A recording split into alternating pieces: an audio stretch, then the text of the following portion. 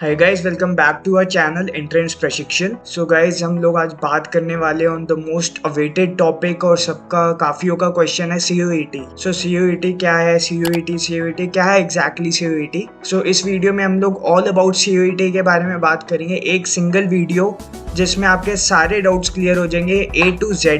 आपको इस वीडियो के बाद होपफुली कोई और वीडियो देखने की ज़रूरत नहीं है। मैंने इसमें सारे आपको जो जो इम्पोर्टेंट चीज़ें जानने की ज़रूरत है, क्या चीज़ें डोमेन टेस्ट वगैरह जो भी सारे कॉम्प्लिकेटेड चीज़ें हैं, सारी मैंने इस वीडियो में इजी कर दी है आप लोगों के लिए। सो इस वीडियो को एंड तक देखना है। एंड तक देखने में आपको काफ़ी अच्छी इंसाइट्स मिल जाएगी अबाउट CUET। एंड हमारे चैनल को सब्सक्राइब करो। हमने एक प्रॉपर व्हाट्सएप ग्रुप बनाया है आप लोगों के लिए, जिसमें आपके सीनियर्स आपको हेल्प करेंगे। आपको काफ़ी सारे क्विजेज हुआ करेगी, सारे कौन्स आपका VA का, आपका LR का, आपका GK, सबकी हम क्विजेस करा करेंगे रोज़ रात में। सो आप चैनल को सब्सक्राइब कर लो and at the same time आपको डिस्क्रिप्शन में लिंक मिल जाएगा व्हाट्सएप का, उसको ज्वाइन कर लो। ऑल्सो टेलीग्राम ग्रुप का भी लिंक होगा, उधर भी ज्वाइन कर लो, आपको रेगुलरली अपडेट्स मिलती रहेगी। So let's get into the video. So first thing is eligibility criteria. So CUET आपको मैं बता देता हूँ, एक शॉर्ट आपको इंट्रो दे देता हूँ CUET का। It is central university entrance test. So इसमें मोस्टली जितनी भी सेंट्रल यूनिवर्सिटीज़ है उसमें वो सारी पार्टिसिपेट कर रही है। एंड इस ईयर काफ़ी सारी अदर कॉमन यूनिवर्सिटीज़ भी पार्टिसिपेट कर रही है। सो ये जो एग्ज़ाम है, ये one of the biggest exam बन चुका है इंडिया का। And it is conducted by NTA। ये ऑफलाइन एग्ज़ाम होता है, सेंटर बेस्ड टेस्ट। एंड इसमें मोस्टली सारे कोर्सेज़ के लिए होता है and also under graduation and post graduation दोनों के लिए एग्ज़ाम होता है। सो आप इरिस्पेक्टिव ऑफ आप कौन से भी, अगर आप अंडर ग्रेजुएट हो या आप पोस्ट ग्रेजुएट के लिए प्रिपेयर कर रहे हो, सो आपको देना पड़ेगा फॉर फ्यू कॉलेजेस जो आपके एम है। पोस्ट ग्रेजुएशन का आज हम कवर नहीं करेंगे, हम लोग इस वीडियो में अंडर ग्रेजुएशन का सारा A to Z कवर करने वाले हैं। Hold your backpacks and get into the video. So eligibility criteria आपका मैं आपको सिंपल कर देता हूँ। इसमें ज़्यादा आपको एलिजिबिलिटी क्राइटेरिया ज़्यादा कॉम्प्लिकेटेड नहीं है। बस आपको एक 12th किसी रिकॉग्नाइज्ड स्कूल बोर्ड से करना पड़ेगा, लाइक CBSE, ICSE या कोई state board.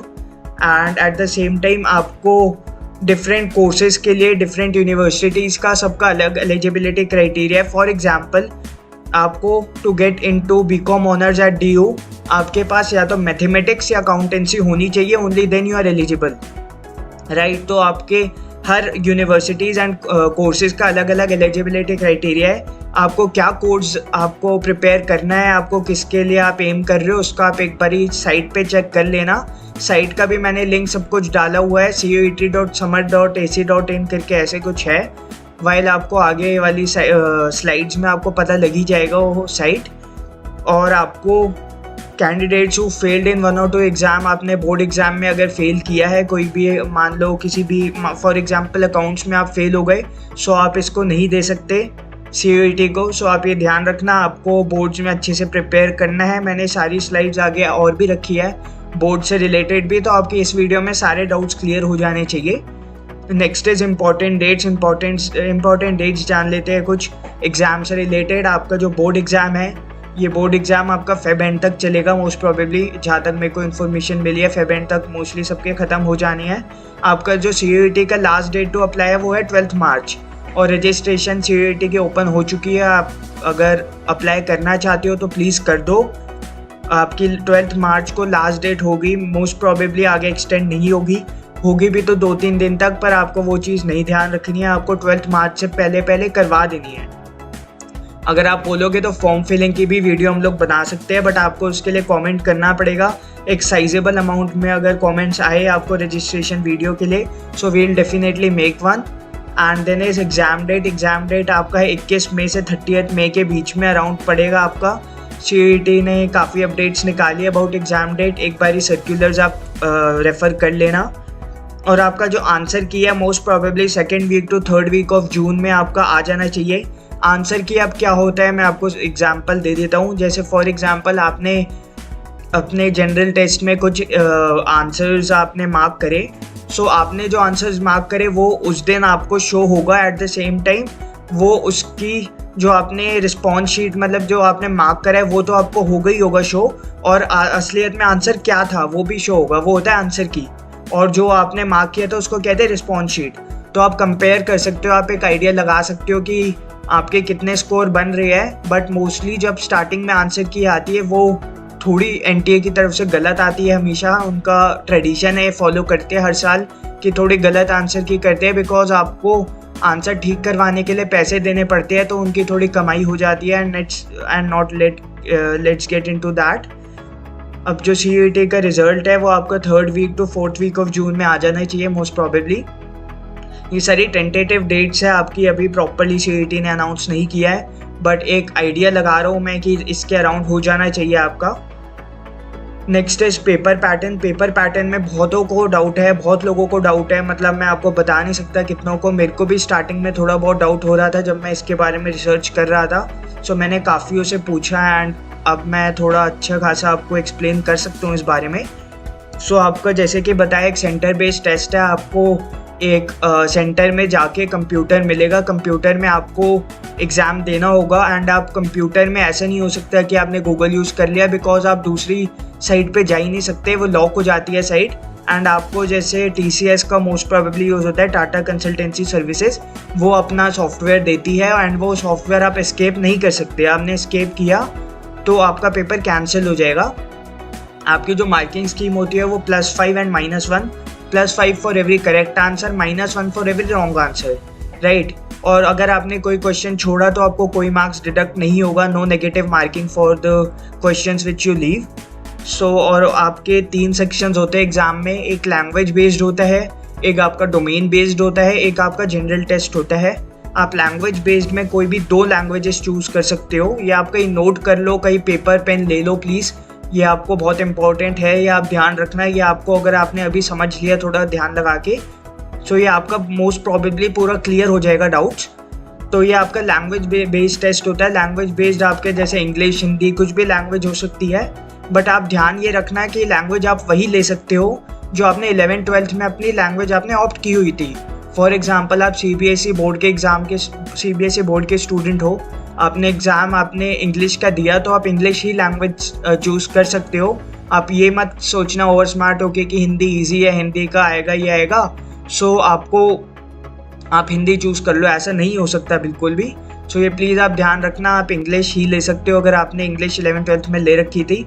Then is domain based test. Domain क्या होता है, जैसे आपका अगर मैं कॉमर्स स्टूडेंट था, जैसे अभी पर्सनली मैं कॉमर्स स्टूडेंट था, मेरे को अगर BCom ऑनर्स के लिए अप्लाई करना है तो मैं डोमेन कुछ भी ले सकता हूँ, बट मेरे पास कुछ स्पेसिफिक आपके सब्जेक्ट्स होने चाहिए एंड वो सबका क्राइटेरिया अलग है यूनिवर्सिटीज़ का। बट अगेन मैं डोमेन वही ले सकता हूँ जो मैंने 11th-12th में अपना ये मेरे पास था। मैं ऐसा नहीं कर सकता कि लाइक मेरे पास मान लो कॉमर्स थी एंड मैं फिजिक्स ले रहा हूँ अपने डोमेन बेस्ड टेस्ट के लिए क्योंकि मेरे को इंटरेस्टिंग लगती है। ऐसा नहीं कर सकता मैं। जो मेरे पास डोमेन मतलब जो मेरे पास पहले सब्जेक्ट्स थे 11th-12th में, मैं वही चूज़ कर सकता हूँ फॉर आपका डोमेन बेस्ड टेस्ट, क्योंकि आपकी जो साइट्स होती है यूनिवर्सिटीज़ की उसमें फीडेड होता है आपने कौन सा कोर्स लिया था, कौन से सब्जेक्ट्स थे। अगर आपने डोमेन को योर चूज़ करके एग्ज़ाम दे दिया तो कैंसिल हो जाएगा, आप नहीं माने जाओगे उसमें applicable. Then is general test. General test बहुत बेसिक होता है, जैसे आपका नॉर्मली एप्टीट्यूड टेस्ट होता है। एप्टीट्यूड टेस्ट लाइक आपका क्वांट्स हो गया, आपका लॉजिकल रीजनिंग हो गया, आपका वर्बल एबिलिटी हो गया, आपका जीके हो गया। सो ये आपका होता है। मैं आपको पेपर पैटर्न भी समझा देता हूँ। आपका लैंग्वेज बेस्ड टेस्ट में 50 क्वेश्चन आएंगे आपकी स्क्रीन के सामने, उसमें से आपको कोई भी 40 क्वेश्चन चूज़ करने हैं जो आप करोगे एंड आप उन्हीं 40 क्वेश्चन में से आपको मार्क किया जाएगा एंड आपका जो टोटल टाइम मिलेगा आपको 45 मिनट्स मिलेंगे। अगर आपने 2 लैंग्वेज लिया है तो आपका बेस्ट ऑफ मतलब जो भी बेस्ट ऑफ 2 होगा, अगर मान लो आपके इंग्लिश में ज़्यादा है एज़ कम्पेयर टू हिंदी, तो आपका इंग्लिश चूज़ हो जाएगा ऑटोमेटिकली। वही आपका अगर डोमेन बेस्ड टेस्ट है तो आप 6 डोमेन तक चूज़ कर सकते हो। 45 मिनट्स मिलेंगे आपको पर डोमेन, हर डोमेन का आपको 45 मिनट्स मिलेंगे। उसी हिसाब से आपको एग्ज़ाम की ड्यूरेशन सेट होगी एंड आप जितने ज़्यादा डोमेन लोगे आपके उस हिसाब से आपके चांसेस बढ़ेंगे। But at the same time आपको प्रिपरेशन भी ज़्यादा करनी पड़ेगी एंड स्पेंड भी ज़्यादा करना पड़ेगा, क्योंकि आप जितने ज़्यादा डोमेन लोगे उतनी ज़्यादा फीस चार्ज करेगा NTA फॉर योर जो भी एग्ज़ाम लेने का फ़ीस जो होता है। सो आप डोमेन बेस्ड आप ध्यान रखना, कॉम्बिनेशन वही चूज़ करो जो आपको लगता है कि आपका फेवरेबल है, आपको इंटरेस्टिंग लगता है and at the same time आपका स्ट्रॉन्ग है। फिर आपका जनरल टेस्ट, आपका 60 क्वेश्चंस चूज़ करने हैं आपको फ्रॉम 75 आपके स्क्रीन के सामने आएंगे। 60 आपको कोई भी पिक करने हैं जो आपको इजी लगता है। आपको उसके लिए 60 मिनट्स लगेंगे, 1 मिनट पर क्वेश्चन। एंड आपको वही जो आपका डोमेन बेस्ड है वो आपको 45 मिनट्स मिलेंगे। सेम फॉर लैंग्वेज टेस्ट, आपको 45 मिनट्स मिलेंगे। सारे MCQ है, कोई भी आपको थ्योरेटिकल नहीं आएगा। ऑल जितने भी आपके सेक्शंस है सारे आपके MCQ होने वाले हैं। अब मैं आपको सिलेबस बता देता हूँ क्या है। आपको जनरल टेस्ट तो मैंने बता दिया, लैंग्वेज टेस्ट भी बता दिया। अब डोमेन टेस्ट में भी थोड़े आपको कॉम्प्लिकेशंस है, मैं आपको समझा देता हूँ क्या है। लाइक फॉर एग्जांपल अगर हम BCom honours, eco honours and BA वगैरह लेते हो तो इसमें आपको क्या करना है कि अगर आपके पास 2 ऑप्शंस है, या तो आप 2 डोमेन ले लो एंड एक जनरल टेस्ट दे दो, या फिर आप जनरल टेस्ट अगर स्किप करना चाहते हो, मान लो आपकी क्वांट्स वीक है, आपकी LR वीक है, आपको लगता है जनरल टेस्ट में मेरा नहीं होना बेड़ा पार, तो आप उस पर फोकस ना करके अगर आप BCom ऑनर्स वगैरह, इको ऑनर्स, BA कर रहे हो, सो आप 3 डोमेन पिक करके, एक आप अपने लैंग्वेज पिक कर लिए, 3 डोमेन पिक कर लिए एंड आपने अपना जो जनरल टेस्ट है उसको आपने नेग्लेक्ट कर दिया एंड उसके मार्क्स नहीं काउंट होंगे। वही अगर आपको परस्यू करना है for BMS, BFI, BBE, BTech from DU, तो आपको उसके लिए जनरल टेस्ट देना कंपल्सरीली है। एंड आपको मैथ्स का भी एक टेस्ट देना होता है एंड और भी कुछ टेस्ट देने होते हैं, वो आप एक बार ही साइट पे चेक कर लेना। अगर आप बोलोगे तो उसका भी मैं आपको एक प्रॉपर PDF दे दूंगा आपको कमेंट सेक्शन में।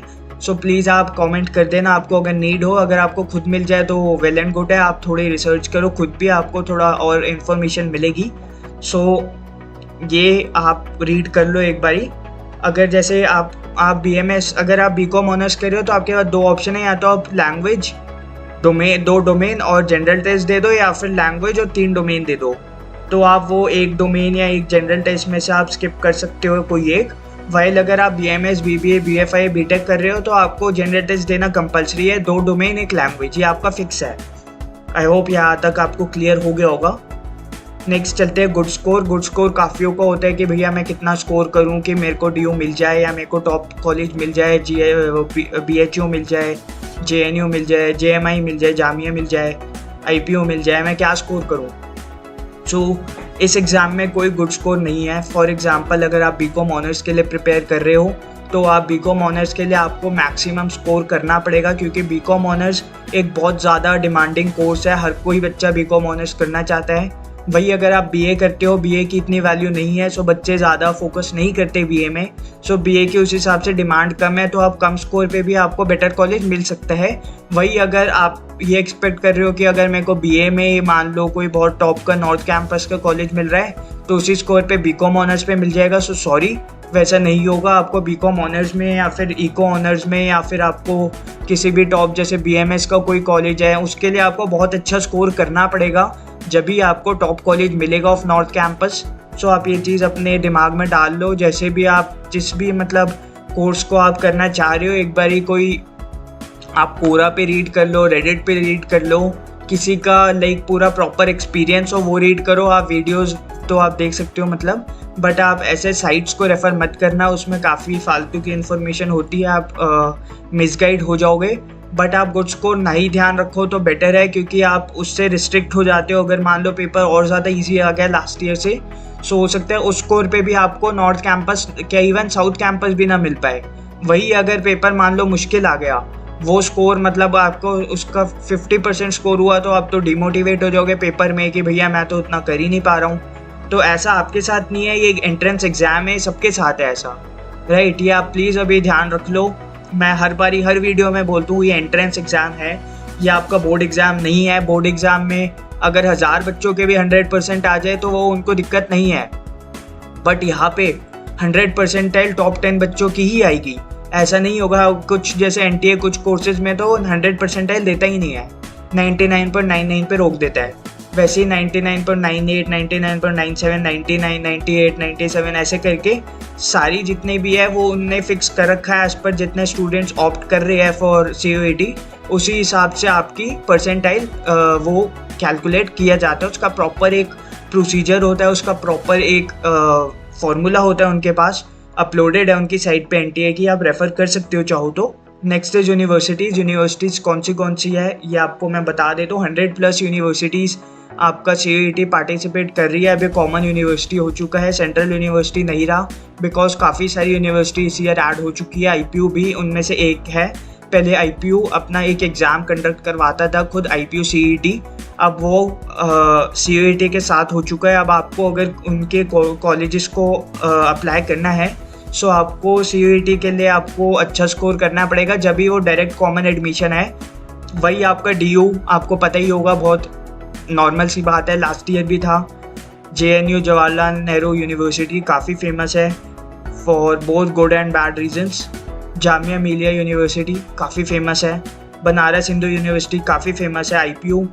IPU ठीक ठाक है मतलब, बट इनके सामने तो नहीं करती compete, बट काफ़ी अच्छी IPU भी आप देख सकते हो एज अ बैकअप। फिर आपका अब क्या करना चाहिए? सो जैसे कि मैंने आपको बताया था कि अब जैसे आपका 12th की वेटेज जो है वो कम हो चुकी है। 12th की वेटेज अब मतलब बिल्कुल ही नहीं रही, 0% वेटेज रह गई है। अब आपके बोर्ड्स भी चल रहे हैं, सो अब आप भी सोचोगे कि क्या करूँ, मैं फोकस करूँ ना करूँ, मैं आप अपना CUET का जनरल टेस्ट वगैरह पे फोकस करूँ, डोमेन पे फोकस करूँ, या फिर मैं अपने बोर्ड्स पे फोकस करूँ। सो मैं पर्सनली आपको क्या कहना चाहूँगा, अगर आप सुन लो, चाहो आप अपनी मन की करो, लेकिन एक बार आप मेरी सुन लोगे तो हो सकता है मेरा एक्सपीरियंस आप थोड़ा जान लोगे, आपको बेटर इन्फॉर्मेशन मिलेगी, बेटर इंसाइट्स मिलेगी। सो क्या होता है कि लाइक अगर आप पोस्ट ग्रेजुएशन मान लो MBA के लिए प्रिपेयर कर रहे हो, सो मैंने पर्सनली ये देखा है कि MBA में आपको काफ़ी ज़्यादा वेटेज मिलती है फॉर योर क्लास 12th। सो आपके क्लास 12 के फुल 10% वेटेज होती है फ्रॉम 100, एंड ये 10% गेम चेंजर होती है, क्योंकि अगर आपके 90% से कम आई तो आप बिल्कुल ही पीछे चले जाओगे एक पूल ऑफ कैंडिडेट्स में। तो आपको उसी हिसाब से एंट्रेंस टेस्ट में ज़्यादा फोकस, ज़्यादा स्कोर करना पड़ेगा, जो कि प्रैक्टिकली पॉसिबल नहीं है। सो मैं तो यही चाहूँगा कि अब आपके पास 10th तो रहा नहीं, 10th का भी स्कोर होता है मतलब कैलकुलेट आपके एडमिशन्स में पोस्ट ग्रेजुएशन में, बट आपके पास अभी 12th है हाथों में, उसको मत ख़राब करो। ऑल्सो आपका 12th ऐसा नहीं है बिल्कुल इरेलीवेंट हो चुका है, आपका अभी भी रेलिवेंट है 12th, क्योंकि आपका जो 11th 12th का कोर्स है वो आपका डोमेन टेस्ट में आना है, राइट। आपका 11th 12th का कोर्स आपके डोमेन टेस्ट में आना है। आप वो अगर आपने 12th अच्छे से प्रिपेयर करी है, आपने अच्छे से, आपके कॉन्सेप्ट्स क्लियर है, तो आपको MCQ में बिल्कुल भी प्रॉब्लम नहीं होगी, आप बहुत इजीली उसको टैकल कर लोगे, कोई इशू नहीं आएगा आपको। वही अगर आपने मान लो नहीं फोकस किया, अभी आपने दूसरी चीज़ों पे फोकस कर लिया, सो आपको बिल्कुल ज़ीरो से स्टार्ट करना पड़ेगा, क्योंकि MCQ आपको ऐसा लगेगा तारे ज़मीन पर, बिल्कुल आपको समझ नहीं आएगा। एंड आप अभी अगर 12th पे फोकस कर लेते हो, बाद में डोमेन टेस्ट पे कर सकते हो, आप डोमेन टेस्ट और जनरल टेस्ट पे कर सकते हो फोकस, क्योंकि काफ़ी टाइम अभी बचा है, ऐसा नहीं है कि बिल्कुल टाइम ख़त्म हो गया। 2-3 महीने में बहुत अच्छी प्रिपरेशन हो जाती है, बस आपको ये है थोड़ी एक्स्ट्रा एफर्ट्स करने पड़ेंगे, थोड़ी मेहनत करनी पड़ेगी। वो आप कैसे करते हो ये बिल्कुल आपके ऊपर है, एक बार आप रीड कर सकते हो चाहो तो। So that's all. आप आई होप आपको पैटर्न वगैरह सब कुछ क्लियर हो गया होगा, कैसे कैसे होना है, कैसे आपने प्रिपेयर करना है, क्या कुछ करना है। आप प्लीज़ वीडियो को लाइक करना, कमेंट करना अगर आपको वीडियो अच्छी लगी, लोगों को रेफ़र करना, सब्सक्राइब करना चैनल को, एंड हमारा व्हाट्सएप ग्रुप जरूर से ज्वाइन कर लेना। हम लोग सारा कुछ फ्री में आपको मटेरियल दे रहे हैं, तो आपको क्या दिक्कत है, बिल्कुल आओ, फ्री मटेरियल लो, कोचिंग का मटेरियल भी आपको दे दूंगा मैं फ्री में, कोई इशू नहीं है। आप व्हाट्सएप ग्रुप ज्वाइन करो, सारी इन्फॉर्मेशन आपको वहाँ पे मिल जाएगी। So thank you and best of luck. I hope आप बहुत अच्छा करो अपने बोर्ड एग्जाम्स में। Best of luck.